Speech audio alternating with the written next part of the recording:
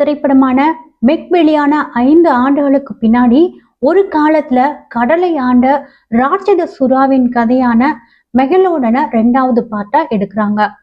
ஏன்னா மெக் மற்றும் மெக் 2 திரைப்படங்கள்ல காட்டப்பட்ட இந்த கடல் உயிரினம் ஒரு காலத்துல உண்மையா வாழ்ந்தது.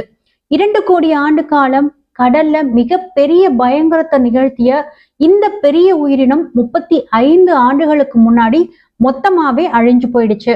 இந்த ராட்சத சுறாக்கள் எப்படி வாழ்ந்தன அப்படிங்கிறத பத்தியும் எப்படி வேட்டையாடுச்சு அப்படிங்கிறத பத்தியும் பல சுவாரஸ்யமான விஷயங்களை இந்த பதிவுல நம்ம தெரிஞ்சுக்க போறோம். இது வரைக்கும் நம்ம சேனலை சப்ஸ்கிரைப் பண்ணாதவங்க சப்ஸ்கிரைப் பண்ணுங்க.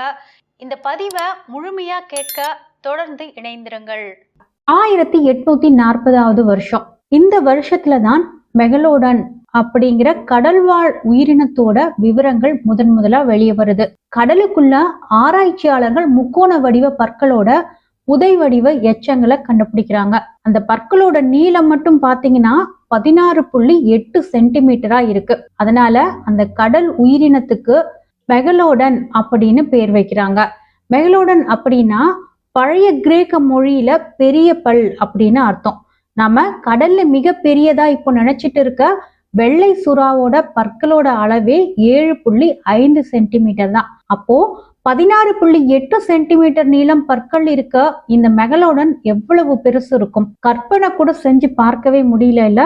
நம்மளோட கற்பனைக்கு கூட எட்டாத விஷயங்களை இந்த பூமி எப்பவுமே ஒளிச்சு வச்சுக்கிட்டே தான் இருக்கு. மெகலோடன் சுறாவோட அளவை ஒட்டுமொத்தமா நம்ம புரிஞ்சுக்கணும் அப்படின்னா அதோட முழுமையான எலும்பு கூட்டை கண்டுபிடிக்கிறது ரொம்பவே அவசியம். ஆனா அது இன்னும் கண்டுபிடிக்கப்படவே இல்லை. சுறாக்கள் எல்லாமே பாத்தீங்கன்னா குருத்தெலும்பு மீன்களோட குடும்பத்தை சேர்ந்தது. மெகலோடன் சுறா கூட குருத்தெலும்பு வகையை சேர்ந்ததுதான். அதாவது இந்த மீனோட உடல் ரொம்ப கடினமான எலும்புகளால ஆனது அப்படிங்கிறத விட ரொம்ப மென்மையான நரம்புகளால இருக்கிறதுனாலதான் இந்த மெகலோடனோட முழுமையான படிமங்கள் இன்னும் கிடைக்கவே இல்லை. முழுமையான படிமங்களா இது மாறவே முடியாது. அதனாலதான் ராட்சத சுறாக்களோட புதைப்படிவ பதிவுல அதோட பற்களும் குறைந்த எண்ணிக்கையிலான முதுகெலும்புகள் மட்டுமே கிடைச்சிச்சு. கலிபோர்னியா பல்கலைக்கழகத்துல சுற்றுச்சூழல் வேதியியல் ஆய்வாளரா பணிபுரிஞ்ச சோரா கிம் அப்படிங்கிறவரு மெகலோடன் பற்களை பத்தி ஒரு ஆய்வுகளை மேற்கொள்றாரு. அதுல அதோட பற்கள் எப்படி இருந்தது அப்படின்னு இப்ப கற்பனை கூட செஞ்சு பார்க்கறது ரொம்ப கடினம்னு சொல்லி இருக்கிறாரு. அதுக்கும் முன்னாடி பழைய விலங்கியல் வல்லுநர்கள் என்ன சொல்றாங்கன்னு பாத்தீங்கன்னா மெகலோடன் பற்களை மற்ற சுறாக்களோட பற்களின் அளவோட ஒப்பிட்டு அதன் மூலம் மெகலோடன் ரொம்ப பெருசா இருக்கலாம் அப்படின்னு சொல்லியிருக்காங்க. ஆனா இதுவும் சரியானது கிடையாது. ஏன்னா ஒரே இனத்தை சேர்ந்த பெரிய விலங்குகளோட அளவை சிறிய விலங்குகளின் அளவுல இருந்து மதிப்பிடவே முடியாது. விலங்குகளோட உடல் அமைப்பு ஒரு ஒழுங்கான வரைமுறைப்படி இருக்கு அப்படின்னு சொல்ல முடியாது. இன்னும் சில ஆய்வுகள்ல பாத்தீங்கன்னா மெகலோடன் சுமார் 18 முதல் 20 மீட்டர் நீளம் இருந்ததா சொல்லப்படுது. ஆனா அதுக்கப்புறம் கென்ஷு ஷிமாடோ என்ன சொல்றார் அப்படின்னு பாத்தீங்கன்னா 2019 நடத்தப்பட்ட ஆய்வில் சொல்லப்பட்ட அனுமானங்கள் தவறுன்னு சொல்றாரு. அதாவது சுறாவின் பற்களை அளவிடக்குள்ள 15.3 சென்டிமீட்டருக்கு மேல நீளம் இல்லாத மேல் பற்களை அளவிடுவது நல்லது அப்படின்னு சொல்றாரு. அதற்கு அடுத்த வருஷம் கெய்ன்ஸ்வில்லில் இருக்க புளோரிடா இயற்கை வரலாற்று அருங்காட்சியகத்துல விக்டர் ஃபெரஸின் குழு ஒரு புதிய வாதத்தை முன்வைக்கிறாங்க. பெரிய பற்களின் நீளத்தோட கூடுதலா பற்களின் அகலத்தையும் அந்த குழு ஆய்வு செய்து ஏன் இப்படி பண்றாங்கன்னு பாத்தீங்கன்னா அப்போதான் மெகலோடான் வாயை முழுமையா திறந்து இருக்கக்குள்ள அது எவ்வளவு பெருசு அப்படின்னு தெரிஞ்சுக்க முடியும்.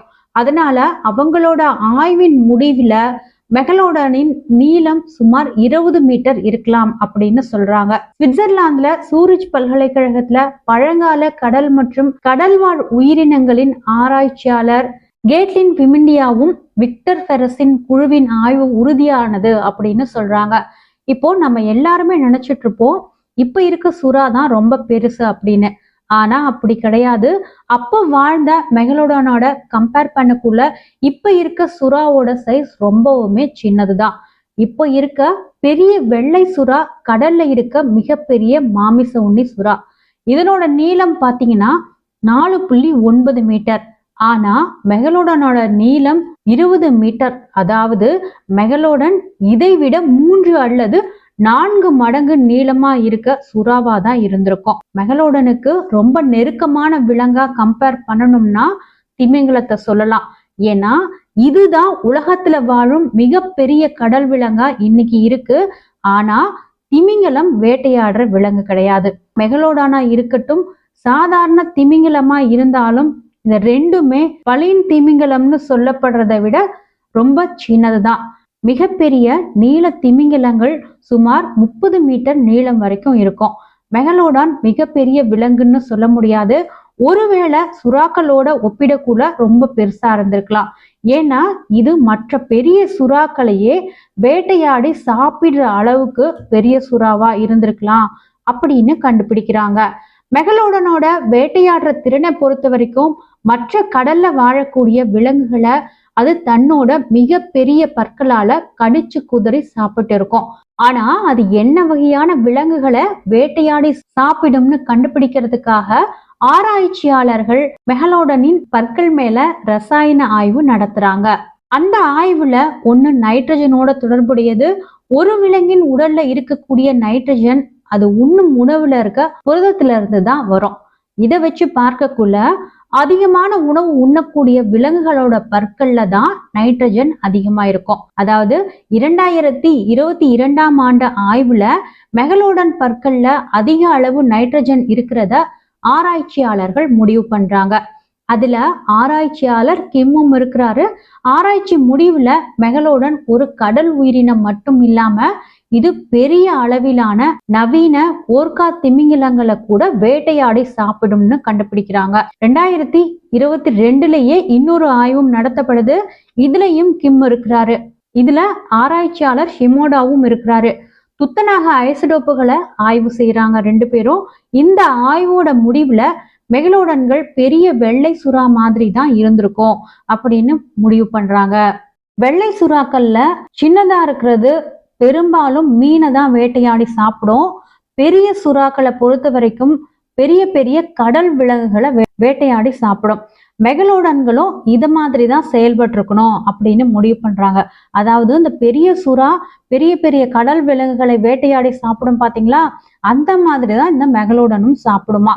அதுக்கப்புறம் 2020 ஏற்கனவே ஒரு ஆய்வு நடத்தினாங்க இல்லையா, அதுல ராட்சத சுறா மீன்களோட இனப்பெருக்கம் குறிச்சு இன்னும் சில விஷயத்த கண்டுபிடிக்கிறாங்க. ஷிமோடா குழுவினர் தான் இந்த ஆய்வையும் செஞ்சிருக்காங்க. பிறந்து 2 மீட்டர் நீளம் வளர்ந்திருக்கக்கூடிய ஒரு விலங்கையும் ஆய்வு செய்யறாங்க. பெரிய அளவிலான இந்த மீன் பல மீன்களை போல முட்டையா வெளியில வராம தாயோட கருவுக்குள்ளேயே இருக்கும். அதாவது மெகலோடான் தன்னோட வயிற்றுலயே குஞ்சு பொறிச்சிருமா. இந்த சுறா தன்னோட வயிற்றில் கருநிலையில இருக்கும் போதே மற்ற முட்டைகளை சாப்பிட்டு பெருசா வளரும் அப்படின்னு இந்த விஞ்ஞானிகளோட குழு கண்டுபிடிச்சிருக்காங்க. இது ரொம்பவுமே ஒரு அதிர்ச்சி கொடுக்கிற விஷயம்தான். மெகலோடனை பொறுத்த வரைக்கும் சில தனிப்பட்ட யூனிக்கான பவர் அப்படின்றது இருந்திருக்கு. இந்த கட்டமைப்போட அடிப்படையில பார்த்தோம் அப்படின்னா மெகலோடான் அப்படிங்கிற இந்த கடல்வாழ் உயிரினம் நீச்சல்ல ரொம்ப திறமையானது. அதாவது ரொம்ப நீண்ட தூரத்தை கூட ரொம்ப வேகமா கடக்கக்கூடிய திறன் வாய்ந்தது அப்படின்னு கண்டுபிடிக்கிறாங்க. அதாவது இப்ப இருக்கிற சுறாக்களோட ஒரு நிமிடத்திற்கு 1.4 மைல் அதிகப்படியான தூரத்தை கடக்கக்கூடியதா இந்த மெகலோடான் இருந்திருக்கு. இந்த குழுவினர் அவர்கள் உருவாக்கிய வடிவத்திலிருந்து வயிற்றோட அளவையும் அளவிடுறாங்க. அதாவது மெகலோடனுக்கு மிகவும் அகலமான வாய் திறப்பு இருக்கிறதையும் கண்டுபிடிச்சிருக்காங்க. ஏன்னா ரொம்ப பெரிய பெரிய விலங்குகளை இந்த மெகலோடான் சாப்பிடக்குள்ள அதனுடைய வாயின் அகலம் அப்படின்றது ரொம்பவே அதிகமா இருந்திருக்கான். ஒரு பெரிய மெகலோடான் ஓர்கா அளவிலான திமிங்கலத்தை கூட ரொம்ப ஈஸியா மென்னு சாப்பிட்டுடுமா. இந்த மாதிரி உணவு முறையால பல நாட்கள் உணவு இல்லாம இருந்தா கூட அதை சமாளிக்கும் விதத்துல இதனுடைய உணவு உண்ணும் முறை அப்படின்றது இருந்திருக்கு. இதோட வேட்டையாடுற முறையும் சரி, அதே மாதிரி வேகமாக பயணிக்கும் முறையும் சரி மற்ற கடல்வாழ் உயிரினங்கள்ல இருந்து மிகவும் வித்தியாசமா இருக்கிறது. அதே மாதிரி பாத்தீங்கன்னா ரொம்பவும் வேகமாக இதையெல்லாம் செய்யக்கூடியது. இது எல்லாத்தையும் அடிப்படையா வச்சு மெகலோடான் அப்படிங்கிறது ஒரு மிகப்பெரிய நீர்வாழ் விலங்கு அப்படின்னும், இது மற்ற விலங்குகளை வேட்டையாடி கடல்கள்ல சுற்றி திரிந்திருக்கக்கூடிய விலங்கு அப்படின்னும் கடைசியா ஆராய்ச்சியாளர்கள் கண்டுபிடிச்சிருக்காங்க. இந்த சுறாக்களோட சுறுசுறுப்பான வாழ்க்கை முறையால அதோட உடல்ல ஓடக்கூடிய ரத்தம் அப்படிங்கிறது ரொம்ப சூடா இருந்திருக்கும். அதனாலதான் இந்த மெகலோடனால குளிர்ந்த நீர்ல கூட வேகமா நீந்த முடியும் அப்படின்ற காரணத்தையும் கண்டுபிடிச்சிருக்காங்க. ஆனா அந்த அரிய வகை உயிரினம் அப்படின்றது பல மில்லியன் ஆண்டுகளுக்கு முன்பே அழிஞ்சு போயிடுச்சு. சுவாரஸ்யமான தகவல்கள் உங்களுக்கு வேணும் அப்படின்னா எங்களோட சேனலை நீங்க சப்ஸ்கிரைப் பண்ணுங்க, நீங்க ஃபாலோ பண்ணுங்க.